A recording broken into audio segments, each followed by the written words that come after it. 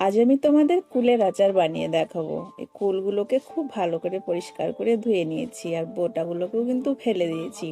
অবশ্যই বোটাগুলোকে ফেলে দেবে। বোটা সমেত আচার করলে বোটাগুলো যখন মুখে পড়বে তখন কিন্তু ভালো লাগবে না। আর অবশ্যই কিন্তু ফ্রেশ কুল নেওয়ার চেষ্টা করবে, যেন পচা বা পোকা না থাকে। তো আমি একটা পাত্রে নিয়ে নিচ্ছি, লবণ হলুদ মাখাবো।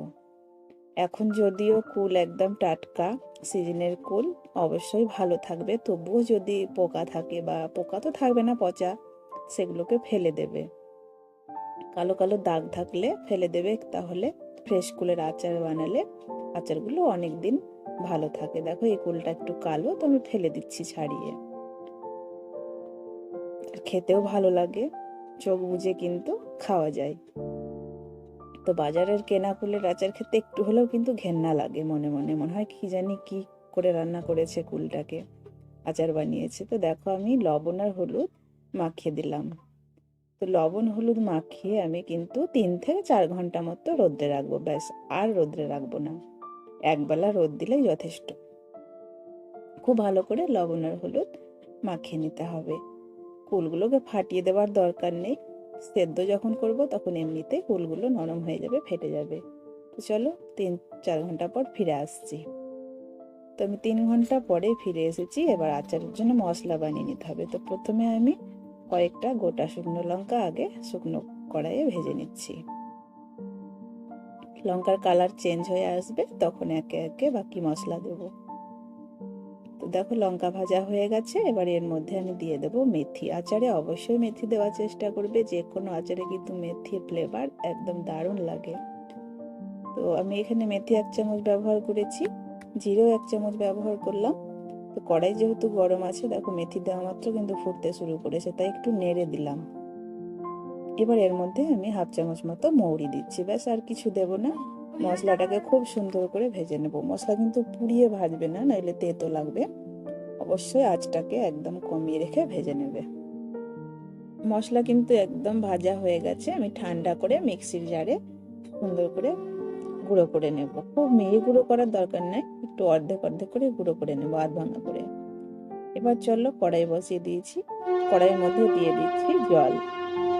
আমি কিন্তু এবার গুড় গলিয়ে নেব। তো কিছুটা গুড় আমি গ্রেট করে নিয়েছি। গ্রেট করে নিলে গুড় কিন্তু খুব তাড়াতাড়ি গলে যায়। আর তোমরা যদি মনে করো গ্যাসে না গলাবে গুড়, তাহলে গুড় আগে থেকে ভিজিয়ে রাখবে।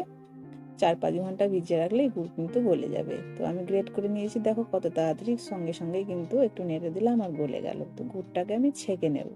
গুড়ের মধ্যে অনেক নোংরা থাকে, তাই অতি অবশ্যই গুড়টাকে ছেঁকে নেবে। গুড় কিন্তু গলে গেছে, আমি ছেঁকে নেব। এবার আমি গুড়টাকে নামিয়ে নিচ্ছি। কড়াই পরিষ্কার করে নিয়ে আবার গ্যাসের মধ্যে কড়াইটা বসিয়ে দিলাম। এবার চলো ফাইনাল প্রসেসে যাই।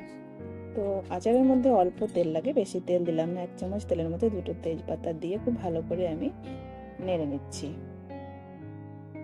তেজপাতাটা দিয়ে ভাজা ভাজা করে নিয়েছি। এবার আমি রোদ্রে শুকানো কুল দিয়ে দিচ্ছি। কুল দিয়ে কয়েক সেকেন্ড নেড়ে নেব।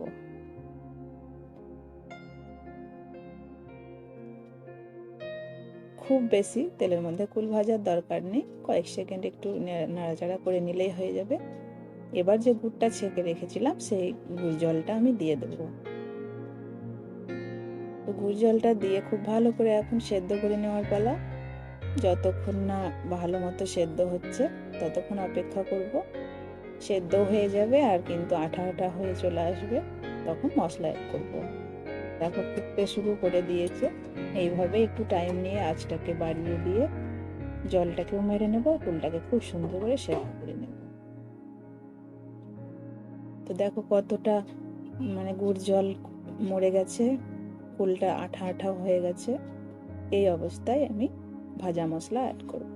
ভাজা মশলা দিয়ে আরও কিছুক্ষণ নাড়বো, তাহলে আচারটা আমাদের একদম রেডি হয়ে যাবে। যেটুকু জল আছে সেটুকু জল কিন্তু শুকিয়ে যাবে। এই আচার খেতে দারুণ লাগে, সবাই এমনি এমনি খেয়ে ফেলবে। টক ঝাল মিষ্টি আচার অতি অবশ্যই তোমরা বাড়িতে বানাবে। আর আমার রেসিপি যদি ভালো লেগে থাকে, অবশ্যই একটা লাইক শেয়ার করতে ভুলবে না। আমার চ্যানেলে যারা নতুন, প্লিজ আমার চ্যানেলটাকে সাবস্ক্রাইব করে দেবে। আর এরকম নতুন নতুন ভিডিও পেতে পাশে থাকা বেল বাটনটি অবশ্যই ক্লিক করে দেবে। তো আচার কিন্তু একদম রেডি হয়ে গেছে। মশলা দিয়ে আমি কয়েক সেকেন্ড নেড়ে নিয়েছি। একদম খাওয়ার জন্য পারফেক্ট আচার তৈরি। তো গ্যাস অফ করে দেব। ঠান্ডা করে নেওয়ার পরে কাচের জার হোক বা প্লাস্টিকের জার হোক, যে কোনো জারে ভরে নেব।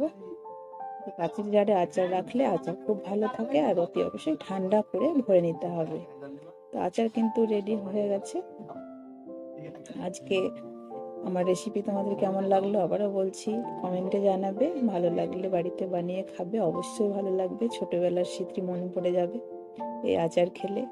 আচার তো প্রতিদিনই আমরা খেতাম।